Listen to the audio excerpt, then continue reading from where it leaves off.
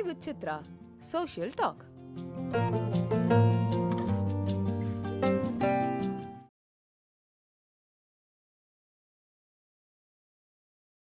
பாரதி ராஜா அப்படின்னு கேட்டிங்கன்னா திருச்சி மணி உங்களுக்கு தெரிஞ்சிருக்கும். திருச்சி மணி ஒரு நாள் வர சொல்லி இன்ட்ரடியூஸ் பண்ணி வச்சார். பாரதி ராஜா வந்து அதுக்கு பிறகு நான் நிறைய ஹிஸ்ட்ரி பேசுகிறேன். என்னொன்னே நான் தமிழர் பண்பாட்டு ஆய்வு நிறுவனம்னு துவக்கினேன், நீங்கள் வாங்கினேன் அப்படின்னு வந்தார். வந்து இந்த மனிதனிடம் கொஞ்ச நேரம் சிறிது நேரம் தான் பேசினேன். அந்த சிறிது நேரத்திற்குள் இவன் மிகப்பெரிய ஆய்வாளர் என்பதை புரிந்து கொண்டேன்.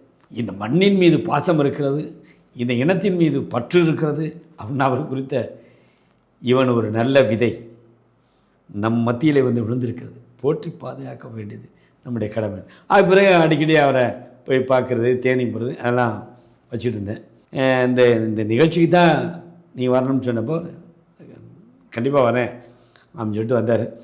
முத பார்க்கும்போது நீ சிவாஜியை பற்றி எழுதுறியா, எல்லா பற்றிக்கும் தெரியுமே, எல்லாத்துக்கும் தெரியும், தெரியாதுன்னா எழுதியிருக்கேன், அது இப்போ உங்களுக்கு இப்போ சொல்ல முடியாது அப்படின்னு. அண்ணே நான் விற்க நினைக்கிறேன் ஒரு பொருளை, அந்த பொருள் மிக தரமானது, நான் வேணால் தரம் கம்மியாக இருக்கலாம், அவன் நல்லா இருக்கேன் இந்த டைலாக்கு. ஸோ அந்த பொருளை நம்பி தான் நீ எழுதிருக்கேன், அவரை பற்றி எழுதுகிறோம், ஈஸியாக சேலம் ஆகும் அப்படின்னு சொல்லி விளையிட்டு இருந்தேன். நீங்கள் இது முதன்மை எதிர உங்கள் டீமே வந்து பொன்னமராவதி பக்கத்தில் எவ்வளோ வீட்டு கல்யாணத்துக்கு வந்து தெரியுமா, அந்த ப்ரொடக்ஷன் மேனேஜராக இருந்தார் வடகுநாதன் கல்யாணத்துக்கு. வடகுநாதன் என்னை இங்கே வர சொல்லியிருந்தார். வர சொல்லி உங்களுக்கு எப்படியாவது பாரதி ராஜாட்ட சான்ஸ் வாங்கி கொடுத்துறேன்னு சொல்லிட்டார். நான் வந்துருந்தேன். பஞ்ச நட்சத்திரம் இவர் நல்லா பாடு வந்தாங்க. ஒன்று பஞ்ச நட்சத்திரம் வந்து இது பாடுங்க, ராசாத்தி ஒன்று அந்த பாட்டை பாடுங்க கேட்போம் அப்படின்ட்டார். நல்லா இருக்குது வாய்ஸு, பாடுறேன். அப்போல்லாம் மதுரையிலேருந்து வந்து போய்ட்டு இருந்தேன். ரொம்ப நாள் கழிச்சு டைரக்டர்கிட்ட சொன்னேன், சார் உங்களை தேடி வந்தேன் சார், இன்னும் முந்தெல்லாம் வந்து இன்னும் முடியல. இன்னும் எல்லாத்தையும் கூட்டி சிரிச்சார், யோ நம்மளை தேடி வந்திருக்காயா, நம்மளை ஒன்றும் சான்ஸ் கொடுக்கணும், பரவாயில்ல விடுங்க. ஆனால் உங்களை மாதிரி இன்னொரு இயக்குனர் மதுரை பக்கத்தில் உங்கள் சொந்தக்காரங்க மத்தியில் 10,000 வருஷம் ஆனாலும் வர முடியாது. அதுக்கு எதுக்கு 10,000 வருஷம் சொல்கிற அப்படின்னாரு. வர முடியாதுன்னு அர்த்தம், யாரும் வர முடியாது. எப்படி ஒரு தமிழ் சினிமாவுடைய ட்ரெண்டையே நீங்கள் மாற்றிட்டீங்க அப்படின்னு சில டைலாக்லாம் பேசி காமிச்சேன் அவர்கிட்ட. அதெல்லாம் ரொம்ப அருமையான டைலாக்னே. முதல் மரியாதையில் வந்த டைலாக்லாம் அந்த மருமகனுக்கு பணம் கொடுக்க சொல்லும்போது விளைஞ்சது பிறகு அப்படியே போன வருஷம் கொடுத்து வச்சுன்னேன், ஏதோ என் மகளை காப்பாற்ற நினச்சேன், கொக்குளத்து வந்து இது விசிலம்படி வரைக்கும் கூத்தியால் வச்சு கும்பி அடிச்சிருக்கேன், பேச வந்துட்டான் பேசுனது, இதெல்லாம் பேசி காமிச்சேன். என்ன அப்படிலாம் ஏன் வச்சுக்கிட்டேன், ஒரு மேலே தானே இருக்கேன். அது மாதிரி மகேந்திரன்ட்ட க்ளோஸ் ஆனதும் அவர் எழுதின டைலாக்கை பேசிட்டான். அந்த மகன் ஸ்ரீகாந்தை உங்கள் பேர் அப்படின்னு கேட்பல சிவாஜி, ஏன் என் பேர் உங்களுக்கு தெரியாதா, எனக்கு அதிகமாக குற்றவாளிகள் பேர் தான் தெரியும், அந்த வகையில் என் பேர் உங்களுக்கு தெரிஞ்சிருக்கு நியாயம் இல்லை, என் பேர் ஜெகநாத், வீட்டில் ஜெகன் கூடுவாங்க. இங்கே வேலை செய்கிறதுக்கு முன்னாடி எங்கே இருந்தீங்க, ஏன் சார் மௌனமாக இருக்கீங்க, பம்பாய் சீர்திருத்த பள்ளியில் இருந்தேன், அந்த பள்ளிக்கூடத்தில் அந்த வயசில் போகிறவங்களுக்கு என்ன தப்பு பண்ணீங்க, இறக்கமே இல்லாத ஒரு தகப்பனுக்கு பிள்ளையாக இருந்ததை தவிர வேறு எந்த தப்பும் பண்ணல சார், உங்கள் சொந்த கதையெல்லாம் கேட்குறக்கு எஸ்பி சௌத்ரி தயாராக இல்லை சார். அந்த டைலாக் பேசணும் மகேந்திரன், சார் பரவாயில்ல சார் நீங்கள் சார் எனக்கு அவ்வளோ ஈடுபாடு சினிமாவில் நடிக்கிறது ரொம்ப ஆர்வம் இருந்ததா, நடித்தேன். டூலெட்னு படம் வச்சு பாருங்கள், இன்டர்நேஷ்னல் லெவலில் ரிலீஸ் பண்ணாங்க, 84 அவார்ட்ஸ் வாங்கிச்சு. அதில் திடீர்னு கூப்பிட்டாரு, சார் ஒரு சின்ன கேரக்டர் நடிக்கிறீங்கன்னாரு. சரி நடிக்கிறேன்னு நடித்தேன். அதுக்கப்புறம் சார் எனக்கு வந்து என்னுடைய இந்த எழுத்து பணி நான் இருக்க கொஞ்சம் உயர்ற மாதிரி இருந்தோன்னே யார்கிட்ட போய் நடிக்கிறதுக்கு சான்ஸ் கொடுங்கன்னு கேட்க முடியும், எனக்கு அதுக்கு மனசு இடம் கொடுக்கல, விட்டுருவோம்னு. ஸ்கிரிப்ட் வேணால் கொடுப்போம் அப்படின்னு சொல்லிட்டு ட்ரை பண்ணிக்கிட்டு இருக்கேன். அது நடக்குமா நடக்காதுங்கிறது நம்ம கையில் இல்லை. என்ன இந்த இவ்வளோ ஒரு புக்கு எழுதியிருக்கோமே அப்படிங்கிறது தான் நமக்கு ஒரு அடையாளம். இப்போ வந்து பிரைம் மினிஸ்டர் ஆஃபீஸ் வந்து எழுத சொன்னது வந்து 1755 முத பிரிட்டிஷை எதிர்த்து மோதி உயிரிழந்தவர்கள், அவங்கள பற்றி 2 இன்சிடெண்ட்டு, ரெண்டையுமே எழுத சொல்லி ஒரே புக்காக 296 பக்கம் இங்கிலீஷில், அதுக்கு பேரே கல்லர்ஸ். கதையெல்லாம் கேட்டுட்டு பிரைம் மினிஸ்டர் ரொம்ப சந்தோஷம். ஏன்னா ஒரு வந்து சக்கரத்தாழ்வார் கோவில் ஒன்று இருக்குது மேலூர் பக்கத்தில், அந்த கோவிலை தீ வச்சு கொளுத்தி அதில் இருக்கிற விக்கிரகங்களாம் எடுத்துகிட்டு தான் அந்த வெள்ளக்காரங்க கிளம்புறாங்க. அவங்க தடுத்து நிப்பாட்டி அடித்து அவங்கள காலி பண்ணி அந்த விக்கிரகங்களை மீட்டெடுத்தது தான் அந்த கதை. அது அவங்களுக்கு ரொம்ப பிடிச்சி போச்சு அந்த சப்ஜெக்டு. அந்த மாதிரி இன்னொருத்தர் சிங்கப்பூரில், இப்போ ரீசெண்டாக சிங்கப்பூர் போயிருந்தேன், அங்கே ஒருத்தர் கம்ப்ளீட் சோழாஸ் ஹிஸ்ட்ரியை எழுதி கொடுங்க, எவ்வளோ வேணாலும் தரேன் அப்படின்னு சொல்லியிருக்காரு. அந்த ஒர்க்கு போயிட்டுருக்கு. ஸோ எழுத்து பணி உண்மை வந்துட்டுருக்கு. ஒரு சின்ன இளையராஜாவோட இன்னும் தொடர்பில் இருக்கீங்களா? இருக்கேன். நேற்று கூட பார்த்தேன். சும்மா தொல்காப்பியத்தை பற்றி பேசிகிட்டு இருந்தோம். பேசியிருந்தார். அப்புறம் இந்த சிங்கப்பூர் கேட்க போனீங்கன்னு கேட்டார்.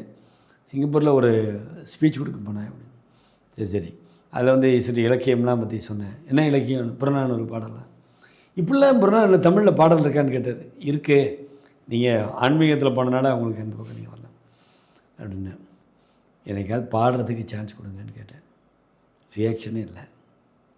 ஏந்தாரு.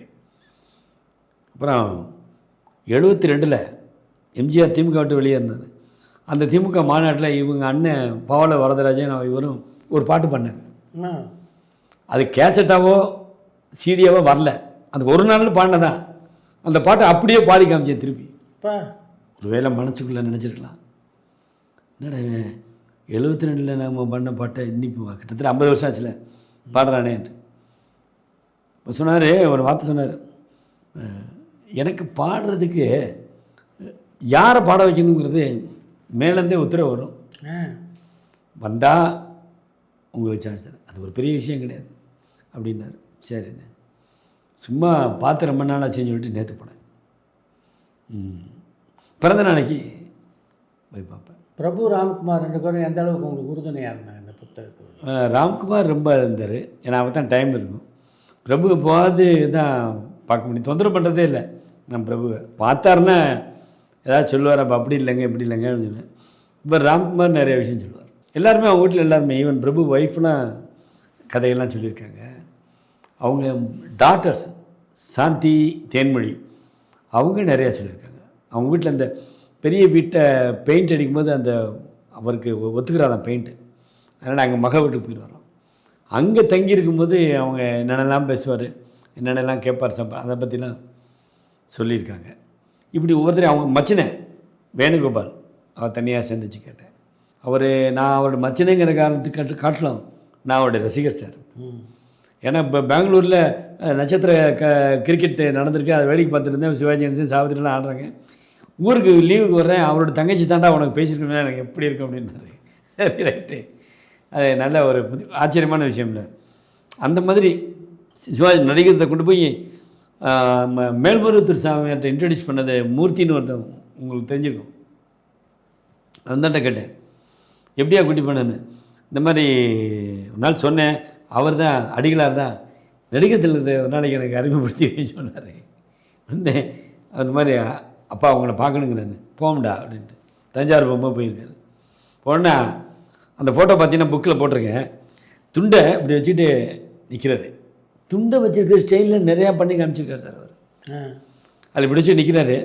அப்போ சாமியார் சொல்லிக்காரு, நான் உங்கள் வீட்டுக்கு வந்தேன் உங்களை பார்க்கணுன்ட்டு, போலீஸ் அடித்து துரத்துனாங்க, செவர் மேலே ஏறி குதிச்சு கடைசியில் விடாமல் உங்கள் வீட்டில் சாப்பிட்டே ஆகணும்னு சாப்பிட்டு வந்தேன். நீங்கள் இவ்வளோ பெரிய ஆன்மீகத்தில் நிலைமைக்கு வந்த பிறகு எங்கள் வீட்டில் வந்து போலீஸில் அடி வாங்கினேன் சாப்பிட்டேன்னு சொல்லிட்டீங்களே, நீங்கள் உண்மையிலே பெரியார்னு ஒரு விட்டுருக்காரு. அது பிறகு சார் தஞ்சாவூருக்கு எப்போ போனாலும் சரி தகவல் போயிடும். மேல்மருவத்தூருக்கு இட்லி மீன் குழம்பு போய் சாப்பிட்டுட்டு சாமியார்ட்ட பேசிட்டு இருக்கார். யார் ஒருத்தர் சிவாஜி எனக்கு பழக்கம் அப்படி நான் பழகிட்டு இருந்தேன் அப்படின்னு சொன்னால் சரி உடனே பார்த்துறது. எந்த அளவுக்கு பழக்கம் அப்படிங்கிறத தெரிஞ்சுக்கணும்ல. சில நேரத்துக்கு நம்ம தெரிஞ்சதே அவர் சொல்லிட்டு இருந்தாருன்னா அப்படி பார்த்துக்கிட்டு இருந்தேன். சண்முகத்தோட பையன் அந்த கிரி நிறையா சொல்லுவார். அவர் தான் நிறையா ட்ராவல் பண்ணியிருக்காரு. அப்புறம் கரந்தை சண்முகவேல்னு அவர் வந்து சிவாஜிக்கு ரொம்ப க்ளோஸு. ஆமாம், கரந்தை சண்முகவேலும் கலைஞரை ரொம்ப க்ளோஸு. அது மூலமாக தான் கலைஞரே அறிமுகமாகிறாரு சிவாஜிக்கு. அது மூலம் தான் சக்தி நாடகத்தை போய்க்கு வர்றாங்க.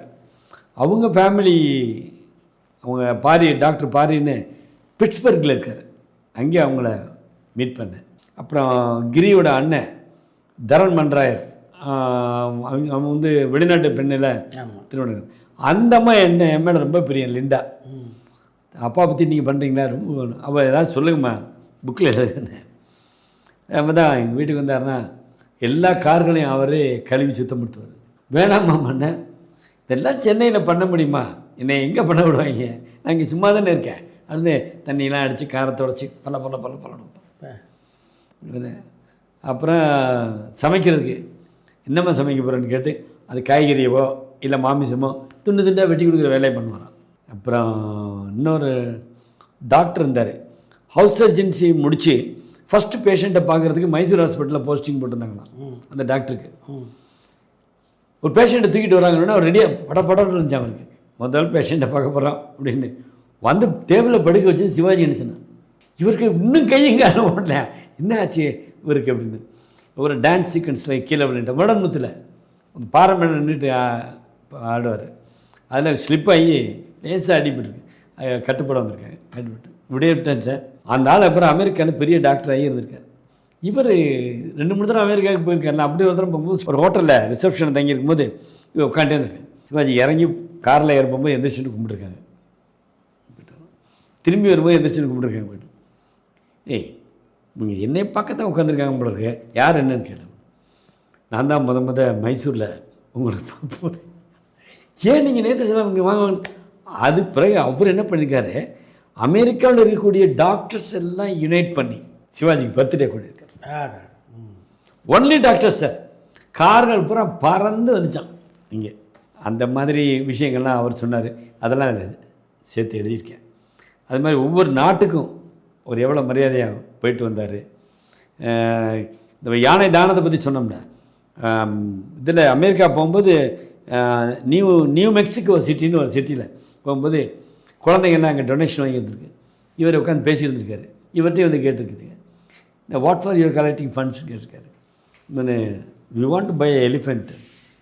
To buy elephant your collecting funds, should collect funds to eat chocolate or ice cream like that. I will give a elephant as a gift இருக்காரு. ஆச்சரியம் தாங்க முடியல பிள்ளைகளுக்கு. என்னென்ன யானை தரேங்கிறாரு அப்படின்னு. உடனே அந்த ஊர் மேயரோ கார்டனோ அவரை கூப்பிட்டு ஒரு undertaking letter, I am Sivaji Ganesan, son of residing at, will promise to send a elephant as a gift at free of காஸ்ட்னு எழுதி லெட்டர் கொடுத்துட்டு வந்துட்டார். 62ல் 65ல் அனுப்பிச்சார் அந்த யானை. திருப்பி இவர் போய் அந்த யானையை பார்க்குறதுக்கு இவ்வளவோ ட்ரை பண்ணியிருக்காரு. இந்த மிசிசிப்பியில் இருந்துச்சு, அங்கே இருந்துச்சுங்கிறதுன்னா யானை பார்த்தா கண்டுபிடிச்சிடும். ஞாபக சக்தி ஜாஸ்தி. அந்த மாதிரி விஷயங்கள்லாம் இதில் சேர்த்துருக்கேன். அப்புறம் டெக்ஸஸில் அவருக்கு ஒரு பெரிய ஃப்ரெண்டு ரொனால்டுன்னு ஒருத்தர், அவங்களுடன் இருந்தது. அந்த அந்த அந்த அவர் அந்த பண்ணைக்கெலாம் அவர் போனது. இந்த ஃபோட்டோஸ் எல்லாம் கலெக்ட் பண்ணி ஒவ்வொரு இதுலையும் அங்கே தான் பேட்டி கொடுக்குறாரு. 16 கார் வச்சுருக்கேன், 16 டிரைவர் வச்சுருக்கேன். அவ்வளோ பேர் அந்த குடும்பங்கள் பூரா எங்கள் வீட்டில் சாப்பிட்றாங்க. இப்போ ஒரு வேலைக்கு 100 பேர் சாப்பிட்றாங்க, ஒரு நாளைக்கு 300 பேர் சாப்பிட்றாங்க. இதெல்லாம் நான் வெளியில் யார்ட்டையும் சொல்லிக்கிறது இல்லை. நான் அமெரிக்காவில் கொடுத்த பேட்டி எடுத்து இதில் போட்டேன். இந்த மாதிரி ஒரு விஷயம் விடலை. பாரதி ராஜாட்ட 5 நிமிஷம் சொல்கிறேன் அவரை பற்றி அப்படின்னாரு. 2 மணி நேரம் உட்காந்து சொன்னார். நான் அவர் மனுஷனே இல்லையா அப்படி இப்படின்னு நம்ம நிறையா சொன்னார். சிவாஜியுடைய வாழ்க்கையை முழுமையாக படித்து தெரிந்து கொண்ட போது எந்த விஷயத்தை நீங்கள் மிக அதிகமாக பாதிக்கப்பட்டீங்க? எந்த விஷயத்துலையும் காம்ப்ரமைஸ் ஆகாமல் கரெக்டாக இருந்து நல்லவனாக எல்லாத்துக்குமே நடந்திருக்காரு. தனக்கு இந்த கெடுதி செஞ்சவங்களையுமே அவர் மன்னிச்சு விடுற குணம். இவன் நடிக்கக்கூடாது அப்படிங்கிறது நல்ல உதாரணமே ஏவிஎம் சரவணன் சொன்னது. அது அசோகனுக்கு ஹெல்ப் பண்ணது. இந்த மாதிரி தேங்காய் சீனிவாசன் உங்கள் படத்தில் எனக்கு சான்ஸே கொடுக்க மாட்டேங்கிறீங்கன்னு. சந்தர்ப்பம் இல்லைடா, நீ வேணா அப்படி பண்ணு, என்னை வச்சு படம் எடுஞ்சோன்னா தான் அவர் எடுத்தார். அதை விட தேங்காய் சீனிவாசன் சிவாஜி வச்சு எடுத்து நஷ்டமாட்டார்னு ஒரு ஆள் எழுதி எம்ஜிஆர் தான் வீட்டை மீட்டு கொடுத்தான்னு இருந்தார். நான் மட்டும் அவரை கூப்பிட்டு, ஒன்று சிவாஜி ரசிகனாக இருங்க, இல்லைன்னா எம்ஜிஆர் ரசிகனாக இருங்க. எம்ஜிஆர் ரசிகனாக இருந்தீங்கன்னா இதை எழுதலாம், நீங்கள் சிவாஜி தான் எனக்கு ரொம்ப முக்கியம்னு சொல்லிவிட்டு இப்படி எழுதாதீங்க அப்படின்னு கொஞ்சம் கடுமையாக பேசினேன்னா அவர் போய் ராம்குமார்கிட்ட போய் சொல்லியிருக்காரு, என்னை இந்த மாதிரி பேசுகிறேன். அவர் எங்களை காட்டிலும் அப்பா மேலே ரொம்ப பிரியம். அதனால் இனிமேல் இந்த மாதிரி விஷயங்கள்லாம் நீங்கள் அவாய்ட் பண்ணிக்கிறீங்க. அந்த மாதிரி நான் விடுறதில்லை யாரையும். சிவாஜி பற்றி குறைச்சி பேசினா அது என்ன விஷயம்னு கேட்குறது. அதை தாண்டி ஒரு ஒரு ஒரு பவுண்ட்ரி இருக்குல்ல, அந்த பவுண்ட்ரியை தாண்டி சில விஷயங்கள்லாம் நம்ம யார்ட்டையும் கேட்க முடியாதுல்ல. இந்த இளவரசி அன்றைக்கி ஒன்று பேட்டியில் கொடுத்துருந்தாரு. அப்போ முதல் மரியாதை ஷூட்டிங் முடிஞ்சோடனே போய் ஏர்போர்ட்டில் ஏற்றி விட்டு வாங்கன்னு சொன்னாரம்மா டேரக்டரு.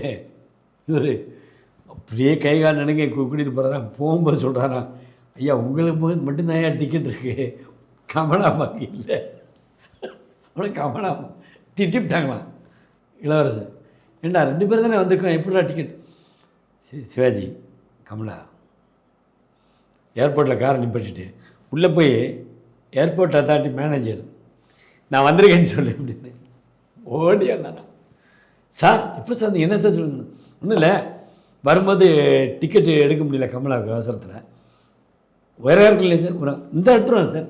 இதெல்லாம் இளவரசர் இருந்தார். இந்த மாதிரி விஷயங்கள்லாம் குவைட் இன்ட்ரெஸ்டிங்காக இருக்குல்ல. ஆமாம், நான் ஒரு தரம் சிங்கப்பூர்லேருந்து பிளேன் ஏறினேன். இவர் லாஸ் ஏஞ்சலிஸ்லேருந்து வந்துக்கிட்டு இருக்காருன்னு சொன்னாங்க. என் கூட வந்தீங்களா, உன தான் சிவாஜி க்ளோஸ் ஆச்சேன், இவன் பேச அப்படின்னாங்க. பேசுனா என்ன தெரியுமா சொல்லுவார், உன் சீட்டு எங்கே இருக்குது, அங்கே போய் உட்கார்றா அப்படின்ட்டுருவார். அதெல்லாம் பேசக்கூடாது, இங்கேயெல்லாம் பேசக்கூடாது. அப்போ இந்த ஒரு ஜடை மாதிரி போட்டிருந்தாருங்க இருக்குல்ல, அந்த மாதிரி அந்த கட்டுறான். ஏர்போர்ட்டில் இறங்கினா அவர் பாட்டு நடக்கிறாரு, எல்லாம் க்ளீன், கஸ்டம்ஸில் எல்லாமே அப்படிலாம் பார்த்து எப்படிப்பட்ட மன நிறைவை உங்களுக்கு தந்தது இந்த ஆராய்ச்சி? இந்த ஆராய்ச்சியில் எனக்கு வாழ்க்கையில் இவ்வளோ பெரிய நடிகரை பற்றி ஆய்வு பண்ணுறதுக்கு இந்தியாவிலேயே பழமையான பல்கலைக்கழகங்களில் ஒன்றான நாட்கள் படி பார்த்திங்கன்னா சென்னை பல்கலைக்கழகம் தான் மூத்தது. சர் சி வி ராமன், கணித மேதை ராமானுஜம், தாமோதர பிள்ளை, இவங்களாம் இருந்த சென்னை பல்கலைக்கழகத்தில் நானும் ஒரு ஸ்டூடெண்ட்டாக இருந்து உலகத்திலே தலை சிறந்த நடிகன், இதுக்கு மேலே ஒரு நடிகன் கிடையாது. அந்த நடிகனை பற்றின ஆய்வு கிடைக்கிறதுக்கு எனக்கு வாய்ப்பு கிடச்சி அந்த ஆய்வினை நான் நிறைவு செஞ்சு அந்த புக்கை வெளியிட்டு அது ஜனங்கள்லாம் எடுத்துட்டு அந்த புத்தகத்தை உங்களை மாதிரி ஆளுங்க பார்த்துட்டு இது நல்ல ஒர்க்குன்னு அதுதான் என்னுடைய மன நிறைவு. இல்லைன்னா சில பேர் பார்த்துட்டு யாரும் இதை பார்த்துட்டு கடந்து போகல.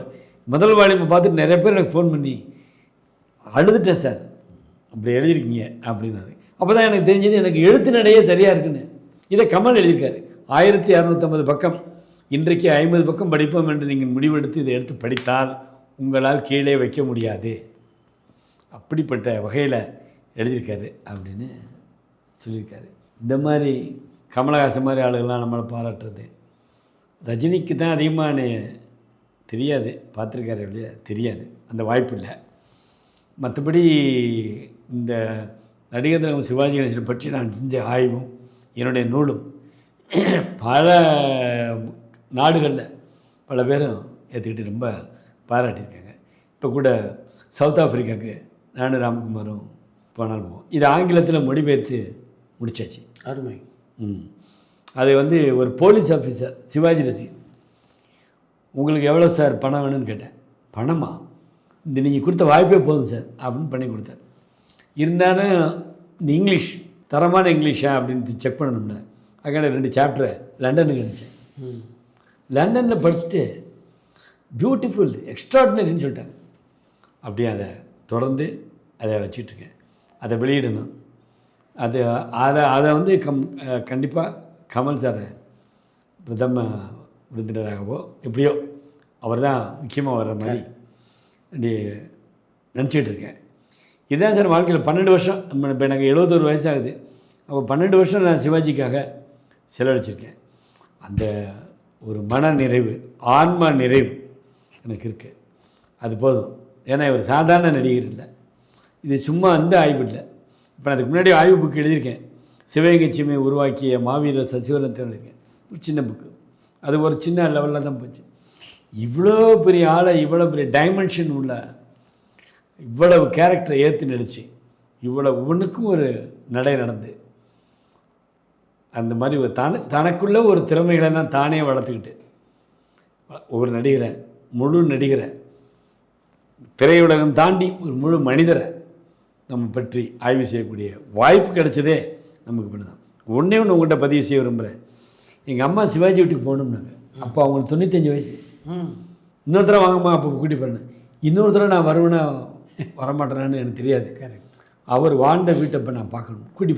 கூட்டி போனேன்னே சாந்தி தென்மொழின்னா காலைல விழுந்தோம். திரும்பி வரும்போது எங்கள் அம்மா கேட்டாங்க, சிவாஜி கூட உட்காந்து நீ ஃபோட்டோ எடுத்திருக்கியா? எடுத்திருக்கம்மா. ஈக்குவலாக உட்காந்து சேரில் உட்காந்து எடுத்திருக்கியான்னு எடுத்துருக்கேன். இப்படி உட்காந்ததே நீ தப்பு. ஏன்னா அவர் வந்து ஒரு தெய்வம் மாதிரி. நீ யார்? சாதாரண ஆள். அப்படி எடுத்துட்டு அப்படி அந்த ஃபோட்டோ எடுத்துருந்தீங்கன்னா எங்கேயும் வெளியிடுது. நான் அதுக்கு முன்னாடி மலேசியாவுக்கு அனுப்பிச்சிட்டேம்மா அப்படின்னு. அந்த ஒரு ஃபோட்டோ தான் அனுப்பிச்சிருக்கேன். மீதி எவ்வளோ படம் இருக்கும்? ஒரு 200 படம் இருக்கும். அந்த எந்த படத்தையும் எந்த இந்த புக்கில் கூட யூஸ் பண்ணல, எதையுமே யூஸ் பண்ணல. ஆனால் தற்செயலாக அம்மாட்ட இப்படி சொல்லிட்டோமே அப்படின்னு. எங்கள் அம்மா இப்போ இறந்துட்டாங்க, 99 வயசு, 6 மாதத்தில் இறந்துட்டாங்க. அந்த ஃபோட்டோஸ் எங்கே வச்சுருக்கேன்னு தேடினேன், இன்னைக்கு வரைக்கும் கையில் கிடைக்கல சார். இது என்னுடைய எங்கள் அம்மா சொன்னது. அவர் வந்து கடவுளாக வேஷம் போட்டு நடித்த ஒரு மனுஷன், நடமாடின வீடு இந்த வீடு அன்னையில் அப்படின்னு சொல்லி அம்மா என்னை ரொம்ப சந்தோஷப்பட்டாங்க. ஆனால் அவங்களுக்கு நான் இவரை பற்றி ஆய்வு பண்ணி